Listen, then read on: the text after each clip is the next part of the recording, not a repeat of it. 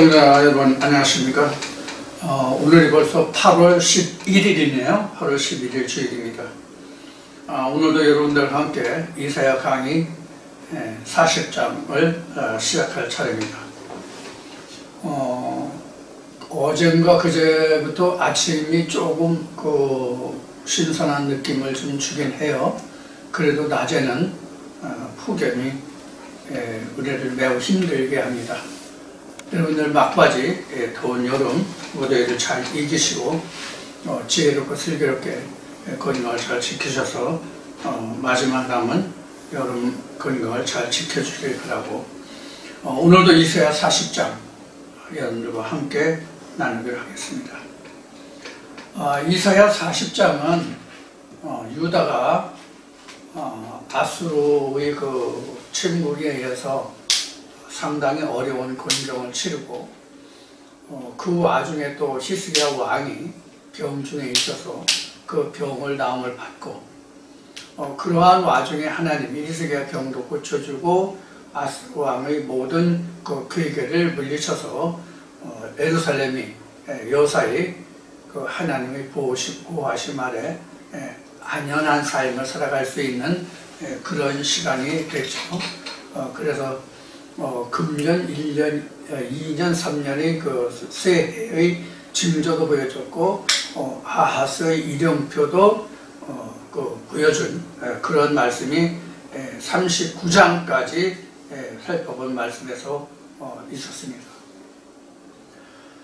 그래서 여기서 특히 아하스의 일령표를 10도, 15년을 더 해줬다고 하는 것이 어떤 의미인가 하는 것을 여러분들과 함께 나누었습니다.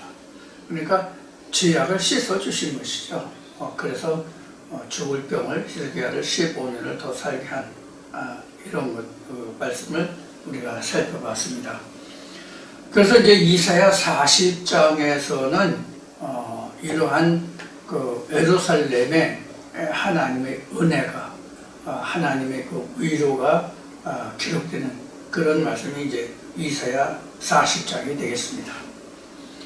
그러니까 우리가 하나님의 성호를 부른다고 할지라도 우리가 지금 말씀드린 것 같이 유다와 예루살렘에 있는 모든 악을 제하기 전에는 하나님의 위로가 있을 수 없다는 것을 우리는 알 수가 있어요. 우리가 다른 말씀에서 이것을 언급했는지 모르겠지만 이스라엘이 두 나라로 갈렸다고 하는 것은 북이스라엘과 남유다로 갈렸지 않아요.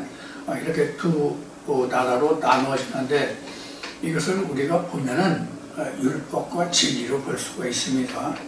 그래서 우리가 하나님의 나라는 율법과 진리로 되어 있어요. 율법과 진리로 되어 있다는 것은 모세와 예수로 되어 있다는 얘기입니다. 그리고 영과 육이 하나가 된다는 그런 의미가 있습니다. 그래서 율법이 육체라면 진리는 이제 영이죠. 그래서 육체를 가진 자는 율법을 지킬 의무를 가진다는 얘기를 그동안 여러 번 드렸어요. 그래서 북이스라엘이 먼저 멸망하고 남유다가 후에 멸망한다는 것도 우리가 영적으로 보면 육체가 먼저 쇠하고 그 육체로 있던 때에 가졌던 하나님의 말씀들이 쇠해서 다시 새로운 하나님의 말씀이 싹이 나고 자라는 그런 과정을 우리가 성경에서 볼 수가 있는 장면입니다. 자, 그래서 이사야 40장에서는 이러한 지난날 있었던 이스라엘의 통일됨, 그러니까 진리가 오기 전에 율법적으로 이제 통일된 거죠, 외적으로. 그래서 그때는 외에서로부터 안연함을 받는 그런 태평성대를 누렸잖아요. 이제는 영적으로 태평성대를 누리는 그러한 시기가 바로 이사야 40장에서 영적인 하나님의 위로의 말씀이 되겠습니다. 자, 그러면 이사야 40장 1절부터 같은 방법으로 시작을 하겠습니다. 너희 하나님이 가라사대 너희는 위로하라, 내 백성을 위로하라. 여기서 너희 하나님이라고 이렇게 지칭하고 있는 것은 이사야가 지금 이스라엘 백성들에게 하나님의 음성을 지금 계속 전해주고 있는 거예요. 지금 이사야가 북이스라엘이나 남유다에 공의 사역을 했던 그런 이제 선지자거든요. 그래서 여기서 너희 하나님이 이라는 것은 곧 나의 하나님, 곧 너희 하나님 이런 뜻과도 같아요. 너희가 그동안 섬기고 부르짖고 의리했던 그 하나님이 이제 그 이사야와 히스기야 왕의 노력으로 모든 그 산당과 제단을 헐어버리고 순수한 그 하나님께로 돌아오는 이런 이제 정책을 펴는 거죠. 자, 그래서 지금 여기에서 그 내 백성을 의로하라고 하는 것은 왕과 제사장들에게 하는 거예요. 이때 보면은 이제 이렇게 있는 거예요. 예루살렘을 보면 이제 히스기야라는 왕이 있고, 그 다음에 여기에 제사장들이 있단 말이에요. 이게 이제 국가를 위해서 제사를 이제 행하는 사람들이죠. 국가를 위해서. 그 다음에 선지자 이사야가 있단 말이에요. 사실 예루살렘, 유다를 놓고 보면 히스기야가 높고 그 직위로 봤을 때, 직분이 아니라 직위로 봤을 때 그 히스기야가 왕이니까 가장 높은 자고, 제사장이 하나님과 가까이 있으니까 높은 자고, 선지자 이사야는 그 밑에 있는 것 같지만 사실은 이 둘 위에 누가 있냐면 이사야 선지자가 있는 거예요. 선지자가. 그러니까 하나님의 말씀이 이들에게 전해지는 거죠. 그러니까 이게 지금 왕정이라고 한다면은 히스기야가 가장 높은 자죠. 근데 왕정이 아니라 신정국가거든요. 왕정이 아니라 유다는 신정국가이기 때문에 이스라엘은 남북을 통해서 신정국가란 말이에요, 본래는. 근데 신정국가이기 때문에 누가 제일 큰 자냐면 이사야가 가장 큰 자예요. 그런데 이때에 이스라엘이 전에는 선지자가 그 이스라엘들을 이끌어왔잖아요. 언제까지 선지자들이 이스라엘을 이끌어왔어요? 순전한 제사장이 그 국가를 다스렸던 때고 언제까지예요? 사사기 때까지란 말이에요. 사사들이 다스릴 때까지란 말이에요. 사사들이 끝나는 시기부터 사울, 다윗, 솔로몬 뭐 이렇게 해서 왕으로 세워졌었단 말이에요. 그래서 왕정으로 바뀌었죠. 왕정으로 바뀌면서 제사와 정치가 분리가 됐죠. 그래서 이것을 제정분리 이렇게 얘기했단 말이에요. 그래서 국가를 다스리는 것은 제사장 나라라 할지라도 하나님의 그 신정국가라 할지라도 정치는 왕이 하고 하나님께 나아가는 일은 제사장들이 했단 말이에요. 이거를 원칙을 범해가지고 그 죄를 받은 자가 바로 사울이죠. 이런 것을 우리가 볼 수 있어요. 그래서 이렇게 제사와 정치가 분리되어 있지만 이 나라를 가장 위에서 주장하시는 이는 누구예요? 여호와 하나님이시잖아요. 근데 여호와 하나님은 영이시기 때문에 사람에게 그 신을 부어서 하나님이 어떻게 말씀하시는지를 전해준단 말이에요. 지금 이사야서가 바로 그런 거거든요. 이런 재정의 분리된 국가에서 하나님의 선지자가 이스라엘의 하나님의 음성이 어떻게 전해지고 하나님이 어떻게 지금 유다를 이끌어 가시고 역사하시는지를 기록한 것이 지금 이사야서가 말이에요. 그 중에서 이제 지금 40장에 와 있죠. 그래서 40장에 너희 하나님이 가라사대 너희는 의로하라 이래서 너희 하나님은 사실 히스기야 왕도 되고 제사장도 돼요. 그래서 너희 하나님이 가라사대 말씀하시기를 너희는 의로하라. 서로가 백성을 의로하라. 그러니까 왕이나 제사장들이 백성을 의로한 거죠. 백성이 왕이나 제사장을 의로하는 게 아니죠. 그런 의미가 여기 들어있어요. 의로하라. 너희는 정답게 예루살렘에 말하며 그것을 외쳐 구하라. 뭐라고? 그 복역의 때가 끝났고 그 죄악의 사함을 입었다. 이렇게 됐어요. 여기서 그 죄악의 사함을 입었다, 복역의 때가 끝났다고 하는 것이 뭐라면 아하스의 이령표가 지금 10도 뒤로 물러가서 히스기야 왕이 10년 더 살 수 있게 됐다는 얘기예요. 자, 이것을 다시 돌이켜서 보면 지금 이스라엘보다 그 예루살렘에 아하스가 그 범한 죄가 지금 관용돼 있단 말이에요. 우리 창세기 용어로 말하면 그 하나님이 아브라함에게 가나안 땅을 언약하실 때에 내 4대 후에 주겠다. 왜 4대 후에 주냐면 아직 가나안 땅의 죄가 관영치 아니하였습니다. 이렇게 했잖아요. 죄가 관영이라는 것은 죄가 가득 찼다는 뜻이에요. 그래서 죄가 관영치 아니하였기 때문에 그때까지 그 가나안 땅을 너에게 주지 않겠다. 이런 이제 의미로 관영이라는 말이 나오죠. 여기서도 지금 그 히스기야가 왕이 돼가지고 히스기야가 지금 종교 개혁을 해서 하나님께로 돌아가려고 하는 상당과 그 제단을 허는 이런 일을 했잖아요. 그러면은 히스기야 왕에게는 지금 하나님께 범한 죄가 없잖아요. 그런데 지금 이스라엘 히스기야에게는 없다고 하지만은 지금 유다 예루살렘에는 어떤 악이 있어요? 그 아비 아하스가 범한 죄들이 있단 말이에요. 죄가 관영해 있단 말이에요. 그것이 지금 아하스의 이령표를 지금 15년을 뒤로 물렸기 때문에 아하스가 처음 왕에 임한 그때로 돌이켰단 말이에요. 그 얘기는 죄가 다시 처음으로 돌아갔다는 얘기예요. 없는 상태로. 그것이 지금 복역과 그 죄의 때가 지금 끝나서 사함을 입었다 이 뜻이에요. 그러니까 히스기야가 죽을 것을 지금 죽어야 되는데 지금 살아있어서 히스기야가 지금 하고자 하는 종교개혁을 계속해 나갈 수 있다는 이야기예요.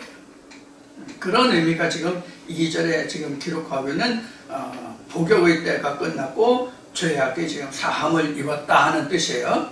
사함을 입었다. 그 모든 죄를 인하여 여호와의 손에서 배나 받았느니라 할지니라. 그래서 여호와의 손에서 배나 받았다 이렇게 뜻은 우선 히스기야를 놓고 보면 지금 죽을 거를 15년 연장해서 하나님께로 나아갈 수 있는 길이 열렸잖아요, 일단은.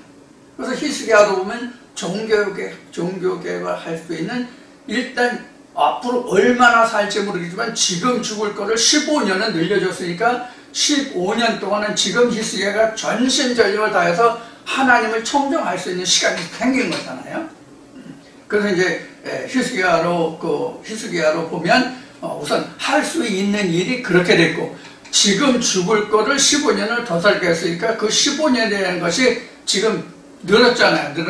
그래 배로 늘었죠. 또 죽을 것을 또 살았죠. 영적으로 육적으로 양쪽으로 다. 그러니까 여기서 배나 더 지금 은혜를 입었다. 이렇게 지금 기록하고 있는 거예요.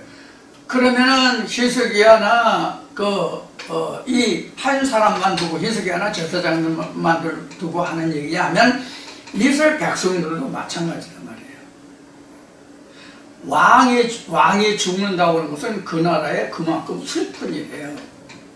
우리나라 역사도 보면 지난 우리가 그 역사를 보면 우리 최근에 있었던 일을 보면 한 정부의 대통령이 탄핵이 돼서 다른 왕이 들러리로 들어서다 보니까 어떻게 됐어요? 어부지리로 대통령이 되다 보니까 나라가 얼마나 힘들고 어렵게 됐어요. 지금 이러한 것을 우리가 종교적으로나 세상의 정책으로나 똑같이 우리가 생각해야 되거든요. 그래서 모든 지도의 체제는 일관성을 가지고 교차돼야만 백성들이 편하게 살아갈 수 있다는 것을 우리가 알 수 있어요. 자, 그래서 우리가 여기 지금 40장 1절과 2절은 바로 히스기야 왕을 두고 하는 이야기지만 지금 그 나라의 백성을 두고 하는 얘기란 말이에요. 그러니까 정치가 안정이 되면 백성이 안정되고 먹고 살기 편안한 거예요. 정치라는 것은 백성이 편안히 안연히 살아갈 수 있는 그 토대를, 그 틀을, 기틀을 마련해주고 유지시켜주는 게 정부 의정자들의 책임이거든요. 종교 지도자들도 마찬가지란 말이에요. 신앙생활로는 그 백성들이 하나님의 말씀을 중심으로 그 말씀 안에서 평안에 살아갈 수 있도록 하나님의 평강과 평안의 생명의 말씀을 생명력 있게 전해줘야 된단 말이에요. 그래야 그 영혼이 살아나고 그 영혼의 소성화를 입어서 힘을 낼 수 있잖아요. 그런 의미에서 제가 동영상을 올릴 때마다 여러분들에게 부탁드리는 것이 뭐냐면 마음을 기울여서 주의 깊게 들어주십사라고 말씀을 드리는 거예요. 거기서 하나님의 음성이 그렇게 해서 내게 들렸을 때에 그 하나님의 음성이 나를 안위해 주시고 그 음성이 나를 소성시켜 주는 것이거든요. 새 힘과 새 능력으로 내가 다시 살아날 수 있게 해주신단 말이에요. 소성. 그런 의미예요. 자, 그래서 3절 말씀을 보면 외치는 자의 소리여 가로되 너희는 광야에서 여호와의 길을 예비하라. 사막에서 우리 하나님 대로를 평탄케 하라. 이렇게 지금 예루살렘 백성들에게 지금 이렇게 위로하라는 뜻이에요. 외치는 자의 소리가 이사야 말일 수도 있지만 제사장들이 이스라엘 백성들에게, 유다 백성들에게, 예루살렘 백성들에게 외쳐야 할 소리란 말이에요. 그리고 외치는 자의 소리는 바로 누구냐면 목자들이란 말이에요. 지금 이 40장 3절에서 나오는 외치는 자의 소리여 가로되 너희는 광야에서 여호와의 길을 예비하라. 사막에서 우리 하나님 대로해서 이 말씀이 지금 5절까지가 지금 그 같은 문맥으로 이어지는데 이것은 여러분들 그 사복음서를 보면 세례 요한이 그 외치는 자의 그 음성이 나오죠. 그래서 그가 메뚜기를 먹고 석청을 먹고 그러면서 광야에 외치는 자의 소리에 내 뒤에 오시는 자의 길을 평탄케 하라. 이런 얘기가 나오잖아요. 이게 그 말씀이 바로 사복음서에 다 나오는데, 사복음서에 다 나오는데 그 사복음서에 나오는 그 말이 곧 지금 여기 이사야 40장 3절에서 5절까지의 내용의 말씀을 거기에 인용한 거예요. 차용한 거예요. 자, 그러면 지금 이 말씀이 이사야 40장에 기록되어 있지만 복음서와 함께 성경 전체의 말씀을 우리가 같이 이것을 살펴보면 어떤 오버랩이, 어떤 그림이 그려지는가 하면 이미 율법의 시대는 가고 하나님의 진리의 시대가 온다는 것을 말하거든요. 지금 이 말이 자, 세례 요한의 때부터 천국이 임한다고 예수가 말했잖아요. 세례 요한의 때부터 천국이 임하나니 침노하는 자는 그것을 차지하리라 이렇게 말하잖아요. 자, 그러면 지금 이사야서는 지금 구약의 때에 속한 것을 말하고 있지만 지금 말하는 것과 같이 이걸 복음서에 갖다가 구약과 신약을 같이 아울러서 한 그림으로 그림을 그려보면 어떤 그림이 그려지냐면 율법의 시대는 가고 진리의 시대로 진입하는 그림이 그려진단 말이에요. 그래서 제가 항상 여러분들과 말씀을 나눌 때에 많은 그 말씀들에서 여러분들에게 언급했던 것이 뭐냐면 우리는 성경의 기록상 이것이 구약이다 신약이다 라고 말하고 있지만 실상 현 시대를 사는 우리의 세대는 또 우리 후세대도 또 이 말씀이 기록되기 전, 창세기나 모세오경이 기록되기 전이나 선지서들이 기록되기 전이나 또는 예수 세례 요한이 오고 예수가 와서 신약의 말씀이 증거된 그 기록들이 있기 전이나 후나 공이 막론하고 시대를 초월해서 시간을 초월해서 모든 하나님 말씀은 구약과 신약이 따로 없다. 어떤 의미인가 하면 구약이라고 하는 것은 하나님의 말씀이 내 밖에 있을 때는 다 구약이에요. 하나님의 모든 말씀이 밖에 있으면 내 밖에 있으면 구약이라고. 내 안에 들어와서 그 말씀이 내 살이 됐을 때에만 비로소 신약이에요. 이런 의미를 우리는 항상 염두에 두고 성경 말씀을 접해야 돼요. 우리가 그런 것을 이야기해 주는 사람도 없고 그렇게 생각하는 사람도 없잖아요. 예를 들면 우리가 교회에 그동안 10년, 20년 아니면 3, 40년씩 다니신 분들이 있고 제 주위에도 제 주변에도 친구들을 보면은 40년, 50년 다닌 학창시절부터 지금 반세기를 넘어서 60년 이렇게 다닌 사람들, 지금 장로님, 일부에서는 권사님 이런 사람들이 있는데 이런 것에서 전혀 생각 안 나고요. 성경에 대해서 영원성이라든가 현재성에 대해서는 생각하지 않는다고요. 성경을 우리가 지금까지 어떻게 보냐면 역사성으로 본단 말이에요. 역사성으로 본다는 게 역사적 또는 역사성으로 본다고 하는 얘기는 무엇을 얘기냐면 옛날 옛적에 이런 일이 있었어, 이런 식으로 본단 말이에요. 성경을.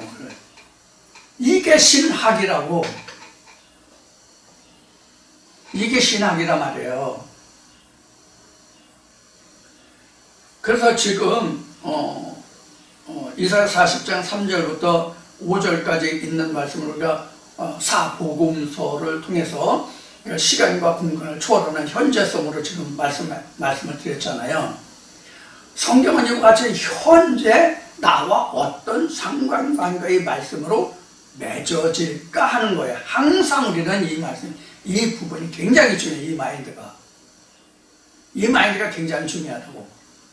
좀 더 추가해서 말씀드리면 우리가 신약 중에서 신약이라고 하는 요한계시록도 AD 100년경에 보통 70년에서 80년 오간에 기록됐다라고 얘기하는데 70년, 80년에서 기록됐다 하더라도 그것이 우리 인간에게 주어진 것은 100년, AD 100년이 됐을 때 써가지고 바로 우리에게 주어졌는가 하면 아니에요.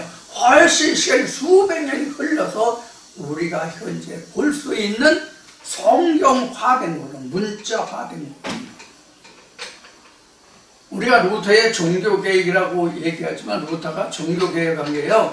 어떤 게 종교개혁이냐면 이사야 때문에 이사야 38장에서부터 얘기했지만 이사야란다. 루터가 종교개혁했다.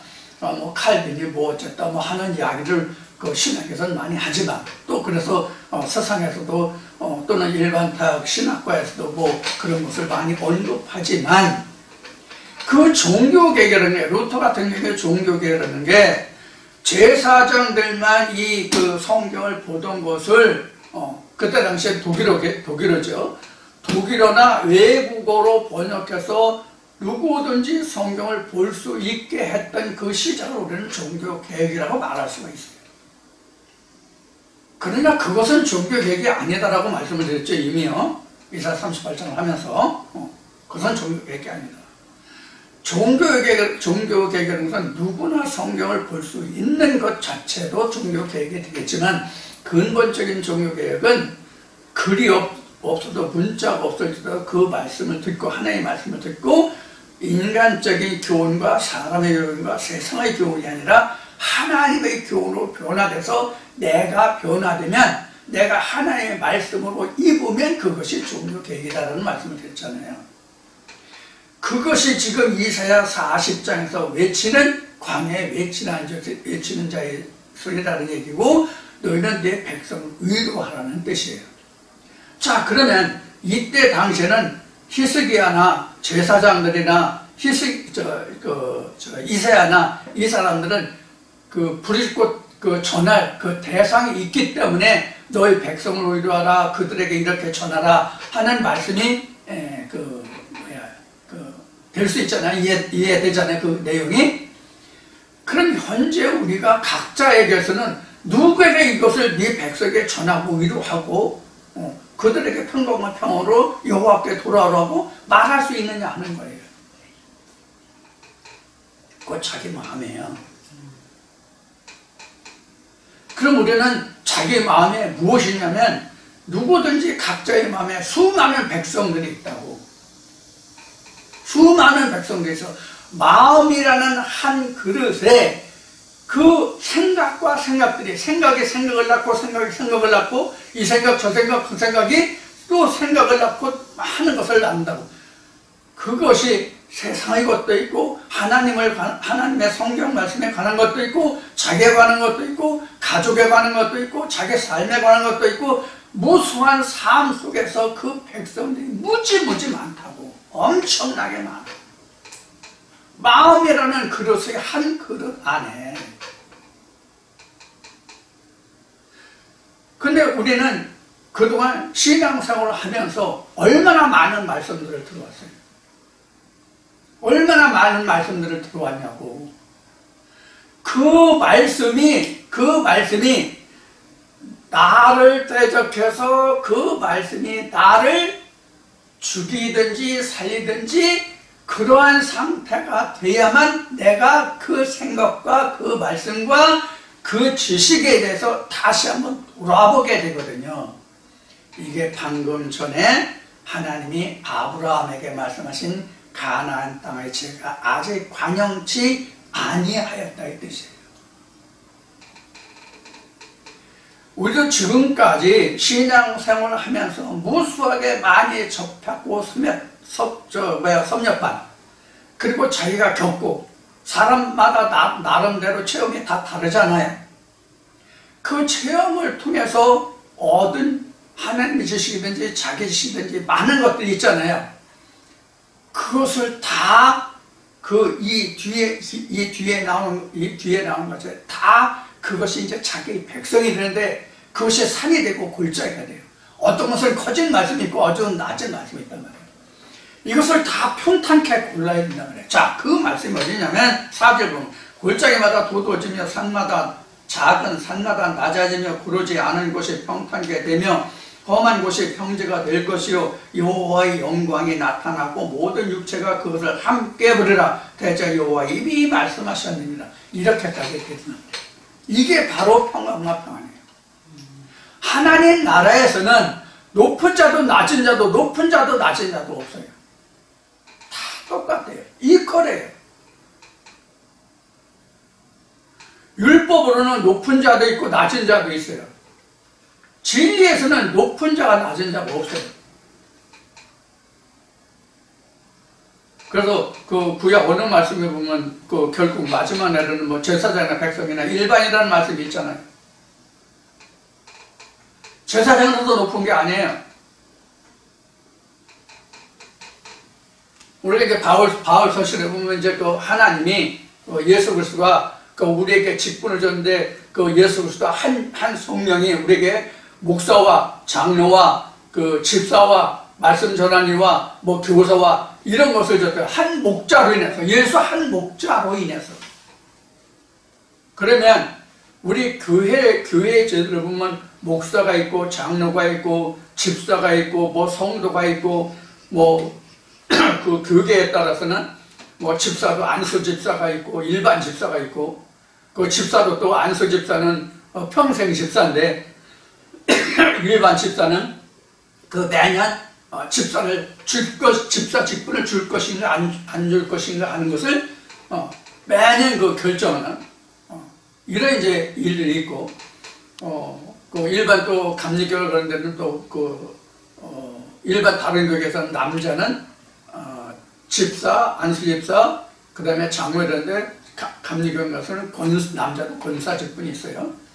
일반 교회에서는 여자만 이제 권사거든요. 집사 후에 권사인데 이런 이제 있는데 우리가 지금 교회에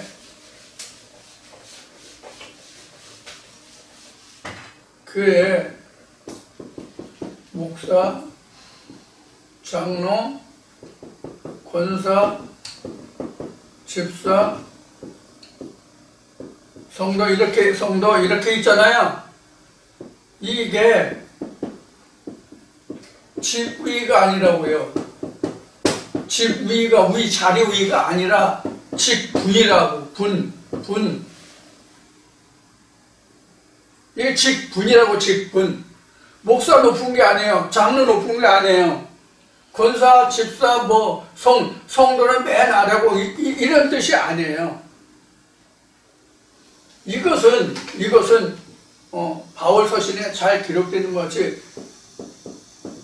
교회를 효율적으로 운영하기 위해서 하나님의 성령을 받은 자들 중에 그 사람이 잘 할 수 있는 그 탤런트라고 그러죠.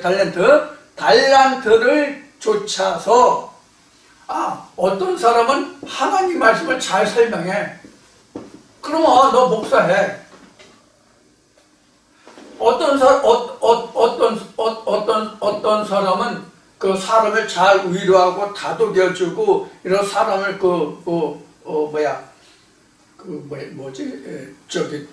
잘 관리하는 그런 일을 잘해. 그럼 당신 장로 이렇게.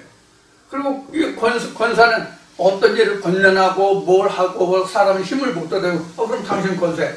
집사는 그 사람이 필요한 것과 있을 것을 잘 이렇게 보살펴주고 이런 달란트를 가지고 그럼 당신 바로 이런 거라고. 한 성령 안에서 각자의 하는 직분, 하는 달란트를 쫓아서 이렇게 나눠준단 말이에요. 그래서 직위가 아니에요. 직위로 말한다면 이 일반 성도만 빼놓고는 직위로 말하면 다 동등이에요. 다 동등이라고. 성경으로 말하면. 그러면 이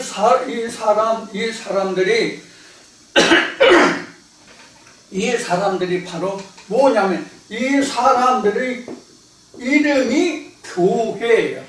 에클레시아예요. 헬라어로요. 이게 에클레시아라고. 그럼 우리는 교회라고 얘기하면 가장 먼저 저부터도 지금 생각나는 게 교회 하면 아직까지도 옛날에 교회 다닐 때 생활하던 그런 습관과 관념이 남아서 교회 하면 먼저 우리가 뭘 생각해요? 건물.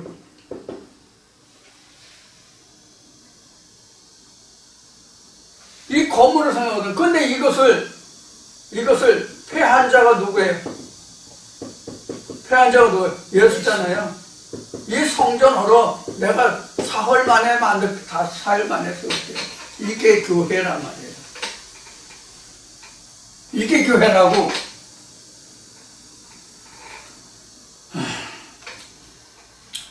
그래서 이 직분은 사실 각자 하나로 놓고 보면 누구든지 다 직분이 있어요. 이 직분 다 있다고.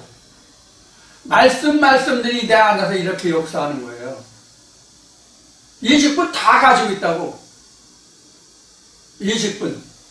정도의 차이만 있을 뿐이지 다 있다고. 예를 들어 설명하면 누구든지 자기가 가장 크게 역사되는 그 말씀이 있을 거예요. 그 말씀이 그 다음 말씀 이렇게 있잖아요. 그래서 그 각자 다 하는 말씀이 역할이 다 달라요. 이렇게 우리가 말씀의 깊이와 정도를 이렇게 생각해 볼 수 있어요. 그래서 여기 지금 3절에서 그 5절까지 기록되어 있는 말씀과 같이 어떤 말씀은 어떻고 어떤 말씀은 어떻고 이렇게 어떤 말씀이 이렇게 말씀마다 있는 그것을 다 우리는 고르는 작업을 해요. 그럼 이런 고르는 작업을 하려면 어떤 일을 해야 되겠어요? 기경을 해야 된다. 기경을. 기경을 해야 높고 낮은 데가 평탄케 된다고. 기경을 해야. 그래서 호세의 말씀을 보면 이제 너의 땅을 기경하라 뭐 이런 말씀이 이제 있을 텐데. 우리가 그래서 기경을 하는 거예요. 기경. 내 마음 앞을 기경을 하는 거예요. 말씀으로.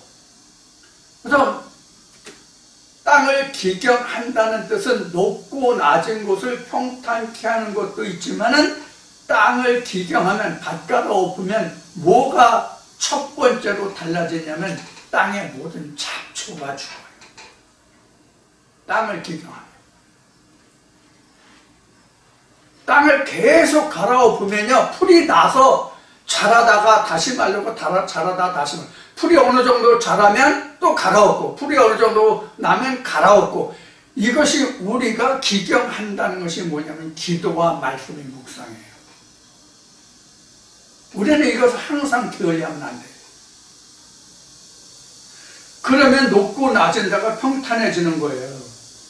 그래 평탄한 데가 가야 이제 우리가 이사야 이제 28장에서 우리가 공부했지만은 우리 뭐 농부 항상 막 밭 갈기만 하겠느냐 풀 뽑기만 하겠냐 높은 데로 가서 뭐 해양을 뿌리고 뭐 소맥을 뿌리고 뭐 이런 말씀 나왔죠? 바로 이런 거란 말이에요.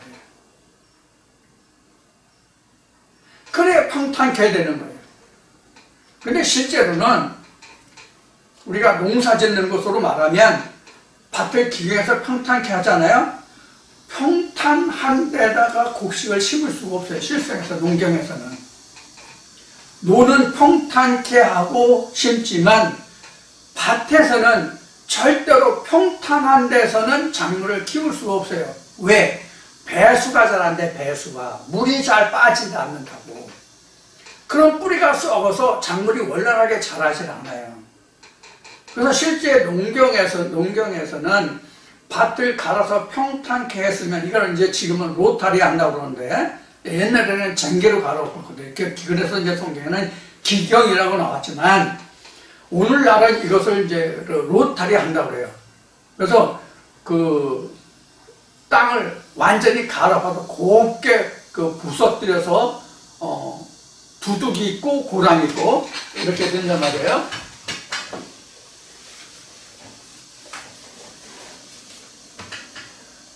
단면으로 보면 이렇게 된단 말이에요. 이게 이제 여기를 두둑이라고 하고 이걸 고랑이라고 그래요. 그럼 여기다가 곡식을 심지 한다고 여기다가 두둑에다가. 그런 비가 오더라도 물이 이렇게 여기가 이제 배수가 되거든요. 그러니까 아래로 낮으니까 이렇게 여기가 이게 배수가 돼. 이래야 뿌리가 썩지 않아서 작물이 정상적으로 자랄 수 있거든요. 그래서 이것을 이제 농사를 다 하면 그 다음에 또 다시 이것을 갈아가지고 이것을 이렇게 평탄케 해야 된다고. 평탄케 하면 물이 지금 배수가 될 이런 자리가 없잖아요. 그러니까 이 흙을 퍼서 여기다 올리고 여기다 흙을 퍼서 이렇게 올리고 이런 식이에요. 이렇게 해서 농사를 짓는 거예요. 실제 농경은 이래요. 그런데 하나의 말씀은 전부 이거 평탄케 해야 돼요.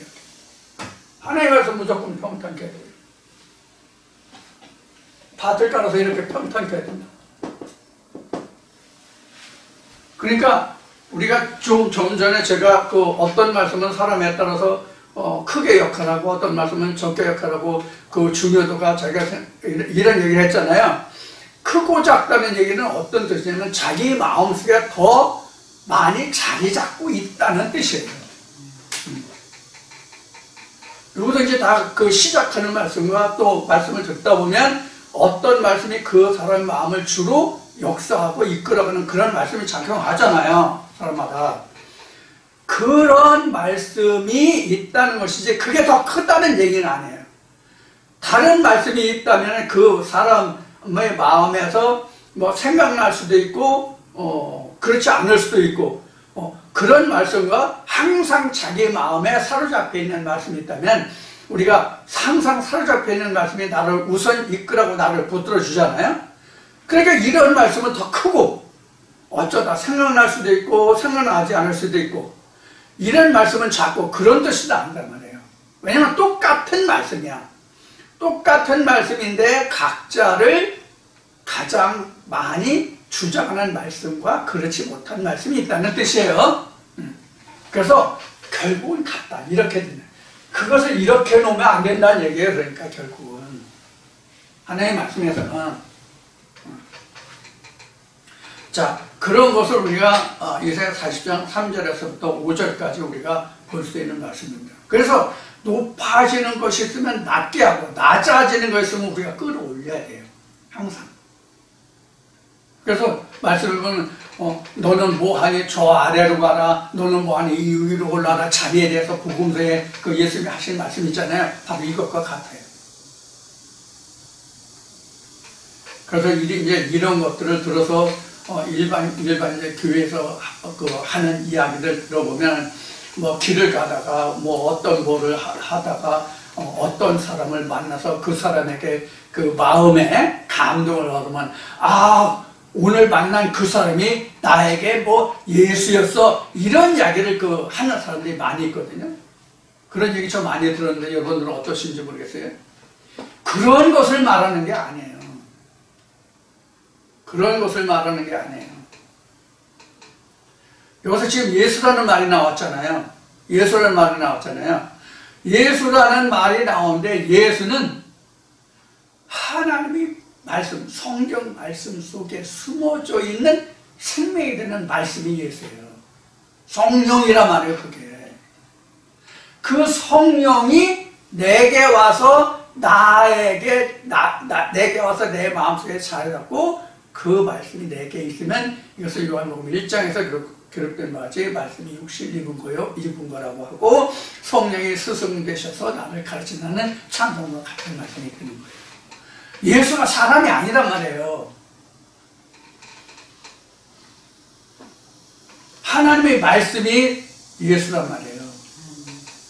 그 말씀이 누구에게 와서 그 말씀이 그 사람을 역사하면 그게 그리스도가 되고 주가 되는 거예요. 그 사람의 주잖아요. 그 사람을 지켜주는 주잖아요. 그래서 우리는 이 성경 말씀을 우리가 공부한다, 배운다 하는 것은 무엇이냐면 지금 여기에 3절에서 5절까지 기록된 이 말씀이에요. 이것이 지나야만 내게 신약이 와요. 이 과정이 지나는 사람마다 신약이 와요. 그럼 우리가 역사로 보면 히스기야 왕이 하나님과 아수르와 겪은 얘기예요. 여기서 아수르의 정의를 좀 성경적인 입장에서 이야기하면 아수르는 이방인이지만 율법과 관계 있는 자가 아수르예요. 왜냐하면 북이스라엘은 율법으로 뭉친 자들이거든요. 율법으로 뭉친 자들인데 북이스라엘은 여로보암이 하나님의 정해주신 절기와 비슷한 절기를, 그때를 중심으로 엇비슷한 절기를 만들어가지고 북이스라엘 백성들이 지난번에도 말씀드리면 1년에 3차례씩 20세 이상 되면 내게 보여지라서 북이스라엘 백성들이 그 3세 절기에는 예루살렘으로 와야 됐거든요. 그럼 20세 이상이 예루살렘을 자꾸 왔다 갔다 하다 보면 여로보암이 생각할 때는 자기 백성을 남유다에 뺏겨서 자기는 왕이 되지 못할 것 같거든. 그래서 엇비슷한 절기를 만들어서 북이스라엘 백성들이 예루살렘으로 가는 것을 금지할 목적으로 했던 거예요. 이게 오늘날 보면 뭐냐면 신학이란 말이에요. 이게 하나님과 비슷해. 성경을 다 말해. 그런데 하나님은 아니라는 뜻이에요.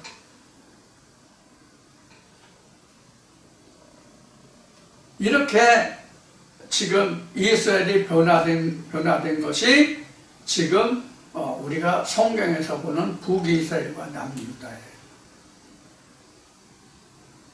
자, 이러한 과정이 다 무너지고 헐어져야만 지금 이사야 40장에서 보는 것과 같이 우리는 하나님의 진리로 다시 들어오는 거예요. 이때 비로소 우리는 외치는 자의 광야에서 외치는 자의 음성이 들려요. 광야가 지금 여기 나왔죠. 외치는 자의 소리여 너희는 광야에서 여호와의 길을 예배하러 광야가 나왔잖아요. 이 광야가 나오는데 이 광야를 좀 설명을 드리겠습니다.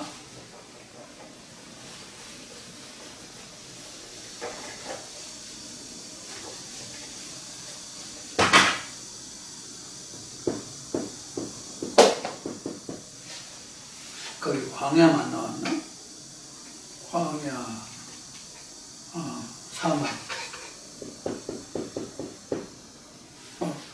그 광야와 사막에 대해서 좀 말씀을 말씀을 좀 나눠봅시다.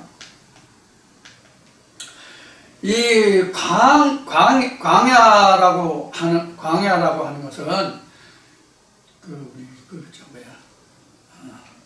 출애굽 때 많이 들어봤을 거예요. 출애굽했던 이스라엘 백성들이 애굽 땅에서 광야로 나왔다 하는 얘기를 많이 들었을 거예요. 이 광야라고 하는 것은 방문지예요. 광야는 방문지예요. 이게 이제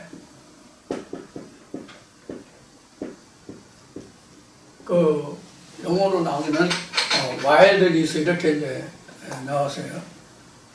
그 와일드라는 것은 거칠다는 뜻이죠. 원래 와일드는 거칠다의 뜻이에요. 근데 이 광야가 이렇게 돼 있거든요.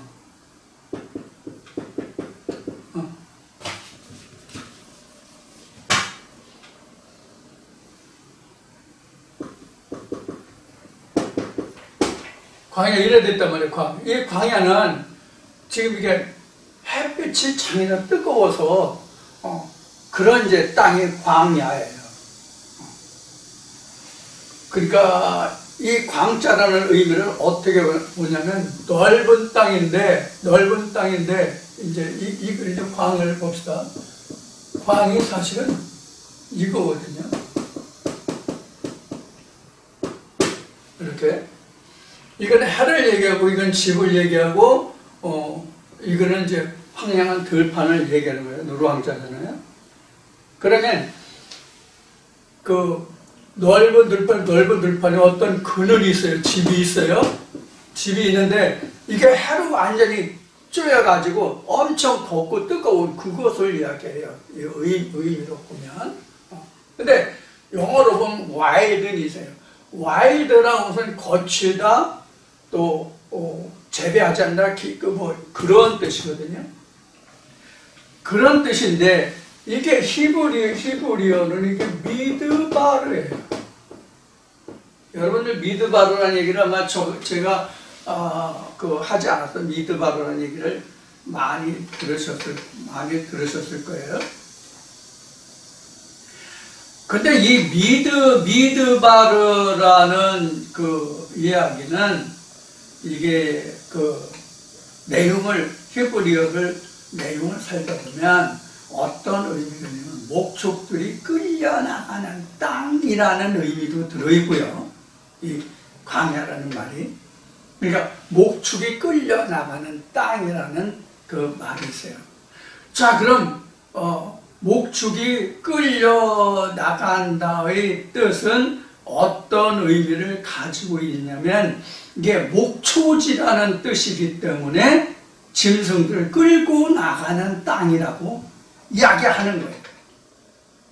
자, 그러면 목초지라고 하는 것은 어떤 의미예요? 목초지라고 하는 것은 사람이 갈고 평탄케 해서 어떤 식물을 재배하지 않고 있다는 뜻이 들어있잖아요. 그러니까 와일드라는 얘기를 들은 거예요. 거친 땅, 경작하지 않는 땅이라는 말이 들어있는 거예요. 그 잡초들은 나 있는 거죠. 그러니까 짐승들을 끌고 가는 거예요. 자, 우리가 찬송가 한번 봅시다. 황무지가 장미꽃같이 피는 것을 볼 때 장미꽃, 그 장미꽃이라는 하나님께 드리는 영광, 꽃은 영광을 의미하기 때문에 하나님께 영광을 돌리는 향이 나는 그런 것을 의미하거든요. 그러면 이 황무지, 광야라고 하는 미드바르라고 하는 것은 뭐냐면 사람이 경작하지는 않지만 잡초들이 나 있는 그런 땅이에요. 그러면 미드바르라는 게 이런 의미에서 봤을 때는 뭐냐 하면은 우리 창세기 이제 끝나고 창세기 1, 2, 3장 정리 끝나고 이제 이사야 다시 시작했죠? 창세기로 보면 생명나무 열매가 나지 않는 땅이 미드바르 광야예요. 그래서 거기에 짐승들이 가는 거예요. 그래서 장미꽃이 펴야만 거기 악한 짐승 없고 거기 뭐 이런 찬송이 나오는 찬송이 그 기록된 가사가요. 바로 그거예요. 그래서 성경에서도 출애굽을 보면 광야에는 불뱀이 난다고 돼 있죠. 불뱀이. 이거 사람을 죽이는 거죠.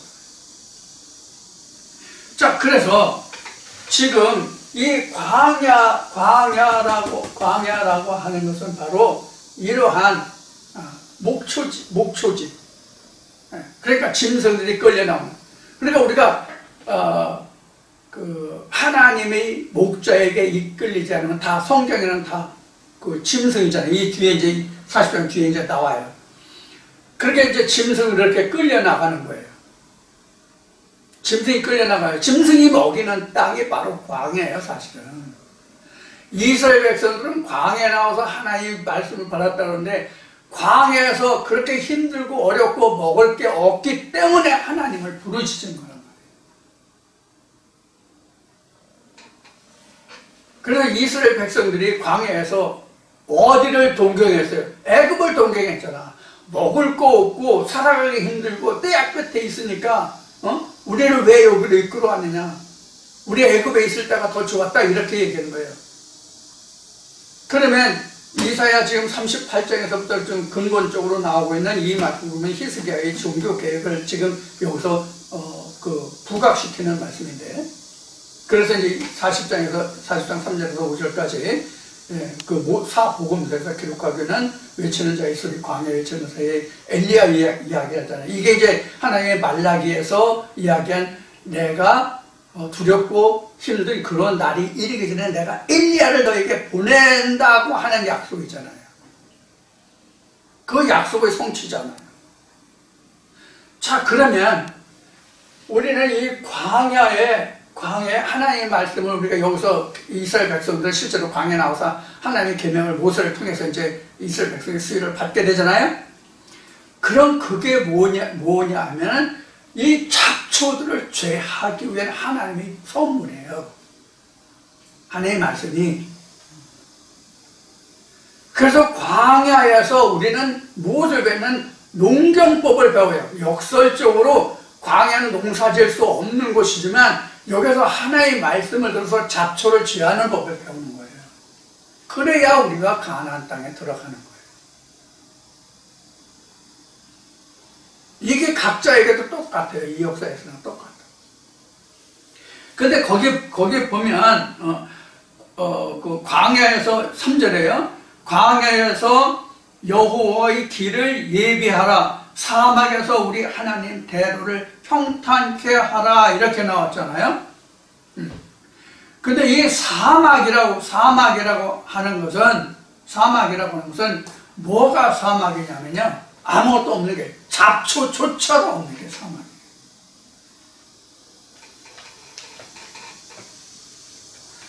우리 그 성경에 보면 그 아라비아 또는 아라바 이런 이야기를 들었죠.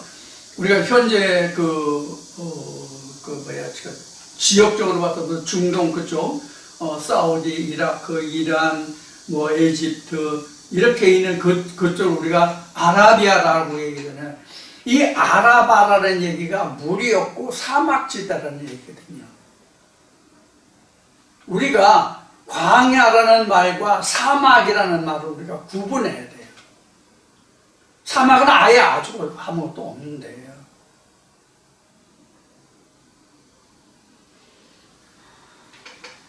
그러니까 광야라는 것이 목초지라는 의미도 있다고 말씀을 드렸잖아요. 그 히브리어 사전에 보면 그래 나와요, 설명이. 잡초가 있다는 얘기는 땅에 수분이 있다는 얘기잖아요. 땅에 물기가 있다는 얘기는 우리가 성경적으로 얘기하면 하나님의 말씀이 있다는 얘기예요. 그런데 하나님의 생명의 열매를 내지 못하고 잡초를 낸다는 얘기는 무엇과 같은 거예요? 하나님의 생명의 말씀이 없다는 얘기예요. 그래서 잡초를 낸다는 얘기거든요. 가시와 엉겅퀴를 낸다는 얘기거든요. 결국은. 근데 사막은 그나마도 없는 거예요.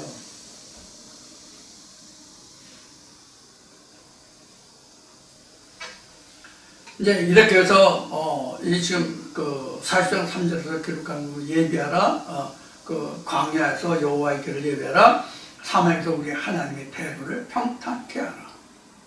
그러니까 하나님의 길을 평탄케 하는 것은 지금 광야에서만 평탄케 하는 게 아니라 사막에서도 평탄케 하는 거예요. 그럼 사막과 광야라고 하는 것은 그럼 뭘 의미하느냐? 하나님을 안다고 하는 자들이나 하나님을 알지 못하는 자들이나 다 너희는 하나님의 길을 예비하라는 얘기예요.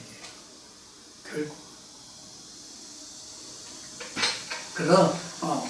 그래서 4절에 이어지는 말씀이 골짜기마다 도두어지며 산마다 작은 산마다 낮아지며 고르지 않은 곳이 평탄케 되며 험한 곳이 평지가 될 것이요 여호와의 영광이 나타나고 모든 육체가 그것을 함께 부리라. 대저 여호와의 입이 말씀하셨느니라.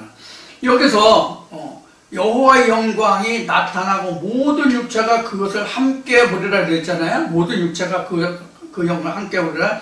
이것이 뭐냐면 사막이나 광야나 똑같이 볼 것이라는 얘기예요. 높은 곳이나 낮은 곳이나 평탄케 되면 누구나 다 볼 것이라는 얘기예요. 자, 이와 같이 지금 하나님이 이사야를 통해서 아주 절묘한, 기가 막힌, 깊고 오묘한 이러한 말씀을 지금 이사야 입을 통해서 3절에서 5절까지 지금 기록하고 있어요.